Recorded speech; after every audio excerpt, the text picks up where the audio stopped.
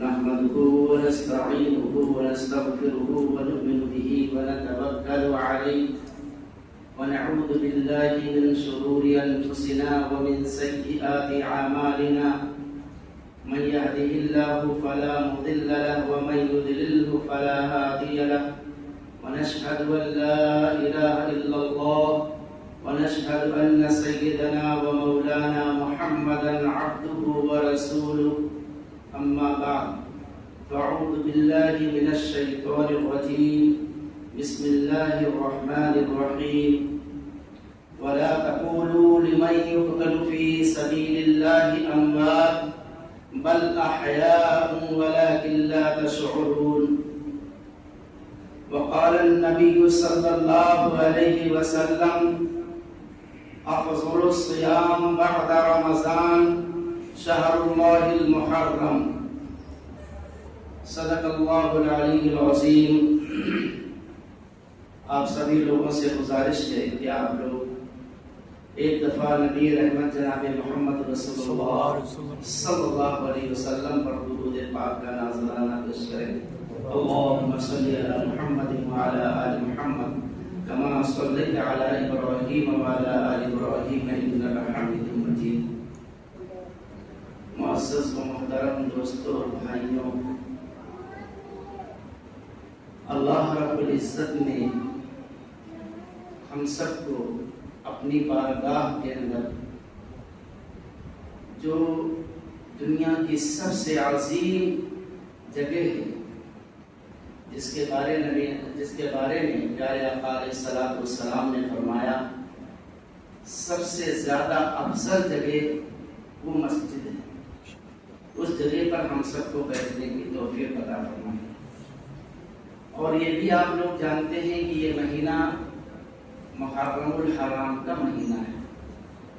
یہ مہینہ محرم الحرام کا مہینہ ہے. اسلامی مہینے کے اعتبار سے یہ مہینہ سب سے پہلا مہینہ ہے. اور یہ بھی ہمیں جان لینا چاہیے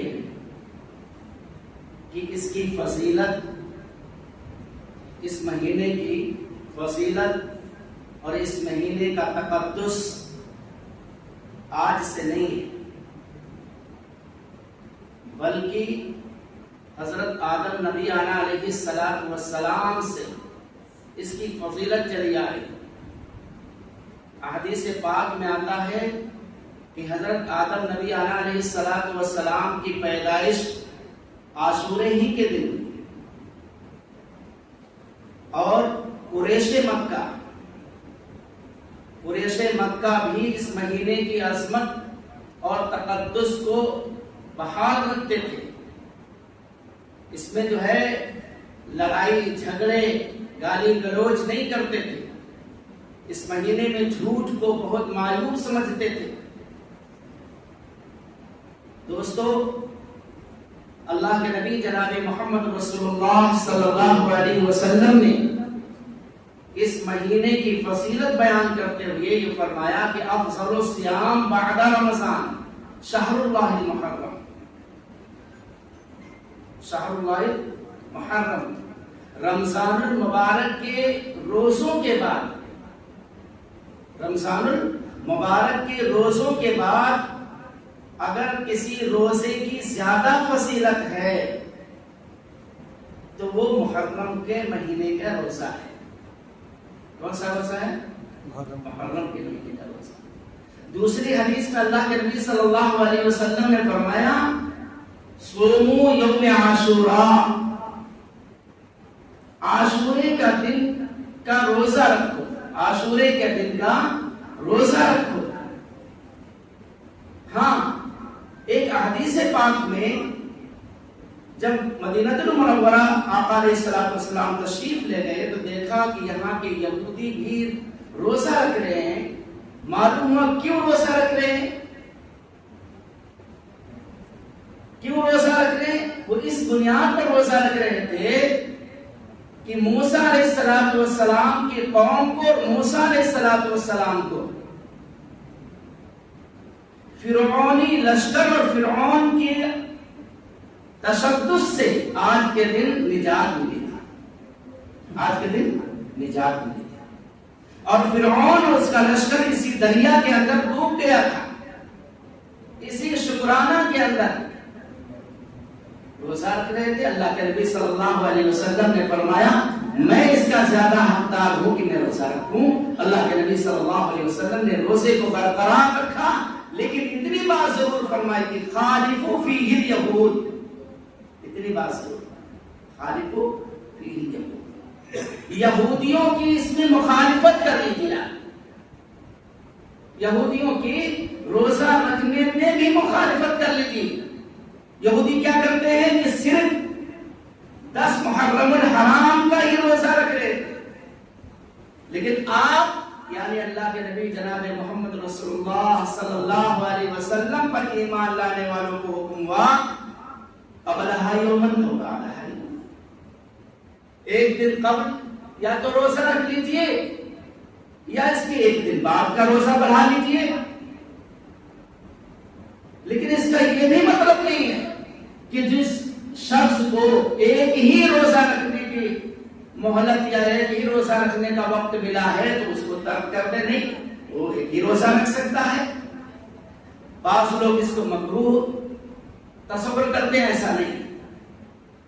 تو یہ مہینہ جو چل رہا ہے یہ حرمت والا مہینہ ہے۔ اللہ کے نبی اللہ رب العزت نے قرآن مقدس میں جس مقام کے اوپر 12 مہینوں کا تذکرہ فرمایا ہے، وہیں پر اللہ رب العزت نے یہ فرمایا کہ 4 مہینے حرمت والے مہینے ہیں۔ 4 مہینے کون سے ہیں؟ حرمت والے مہینے۔ ان 4 مہینوں میں سے پہلا مہینہ جو ہے، یعنی 4 مہینوں میں سے ایک مہینہ کون سا ہے؟ محرم الحرام کا مہینہ ہے۔ اس کی عزت کو، اس کے تقدس کو نبی علیہ السلام نے برقرار رکھا۔ تو ہم کو بھی چاہیے اس مہینے کے تقدس اور اس کا جو ہے ہم احترام کریں۔ جس مہینے کے اندر اور جس مقام کے اندر اور جس جگہ کے اوپر عبادت کے اندر عبادت کرنے سے، اللہ کے نبی صلی اللہ علیہ وسلم پر درود پڑھنے سے یا اللہ کا ذکر کر لینے سے اس میں ثواب میں اضافہ ہو رہا ہوتا ہے، تو پھر اس مہینے کے اندر اس جگہ کے اوپر گناہ میں بھی اضافہ ہو جاتا ہے، گناہ میں بھی اضافہ ہو جاتا ہے۔ مثال کے طور پہ آپ ایک گناہ کریں گے باہر اور ایک گناہ مسجد میں کریں آ کر کے، گناہ تو پہلے ہی سے وہ گناہ تھا، لیکن مسجد میں کرنے کی وجہ سے اور مزید اس میں جو ہے بڑھ گیا۔ گناہ دوسرے مہینوں میں بھی منع ہے، لیکن حرمت والے مہینوں کے اندر اگر گناہ کر رہے ہیں تو اور زیادہ آپ کے اوپر جو ہے، آپ کے اوپر اس کا گناہ بڑھ جائے گا۔ اس لیے سب سے پہلی چیز یہ ہے کہ ہم اور آپ کو چاہیے کہ اس حرمت والے مہینے کا تقدس کو بحال رکھیں، اس کی جو ہے اس کی عظمت کو اور اس کے جو ہے اس مہینے کے احترام کو ہم اپنائیں، کریں گے انشاءاللہ۔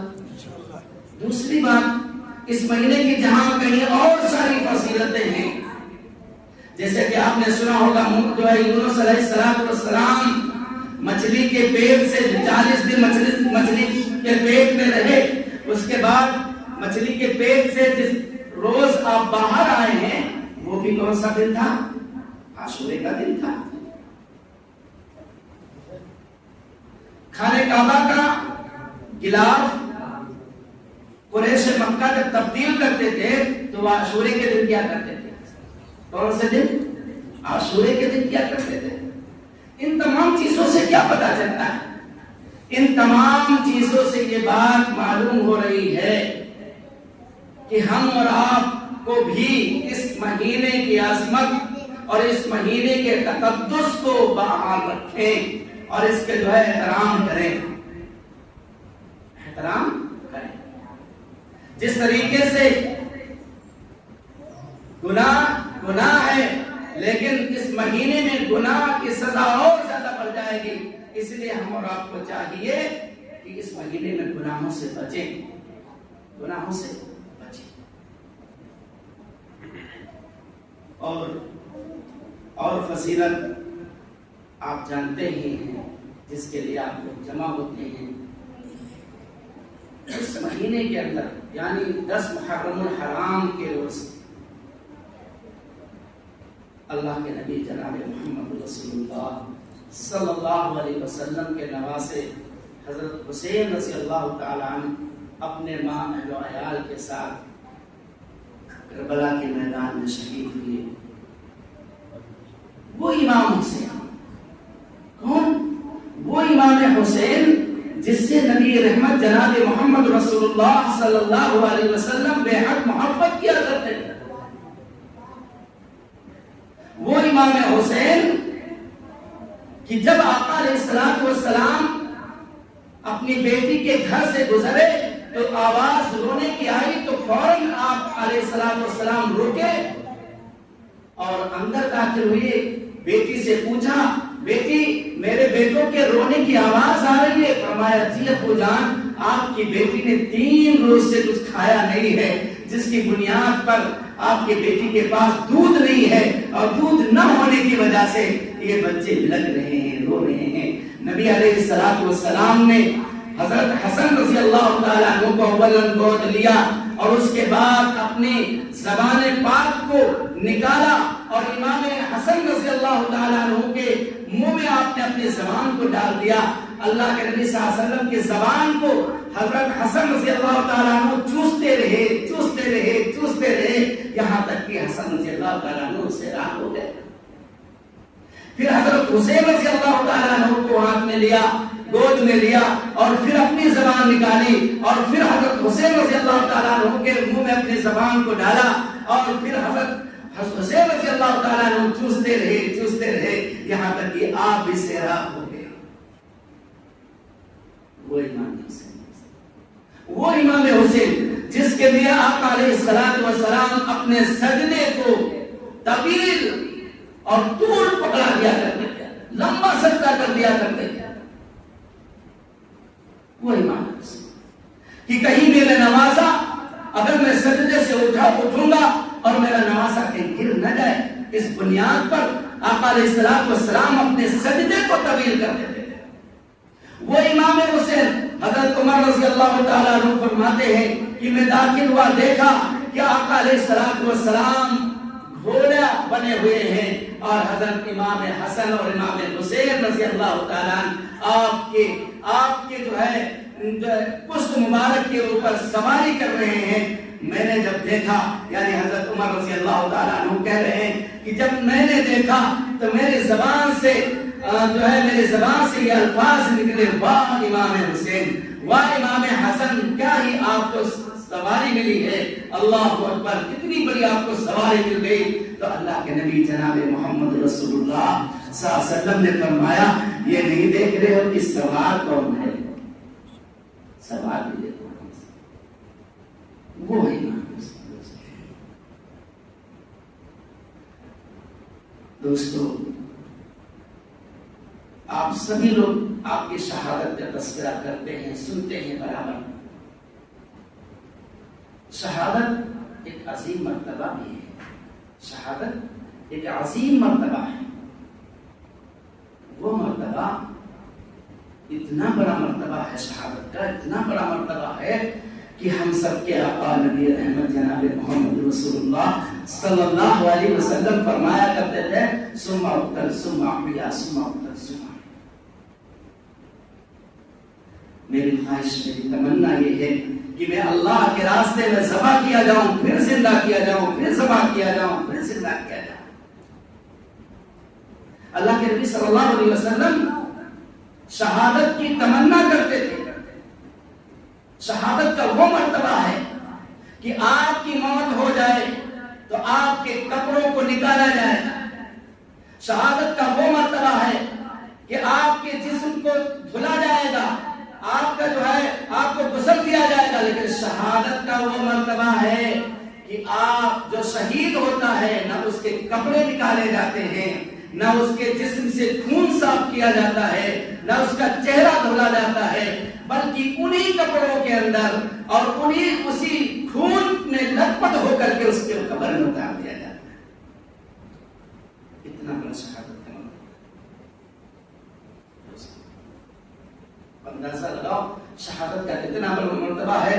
اللہ کے نبی صلی اللہ علیہ وسلم نے خود خواہش فرمائی اور اس کے مراتب اگر دیکھیں گے کہ درجات کو دیکھیں گے. اللہ رب العزت نے قرآن میں فرمایا ہے وَلَا تَقُولُوا لِمَنْ يُقْتَلُ فِي سَبِيلِ اللَّهِ أَمْوَاتٌ.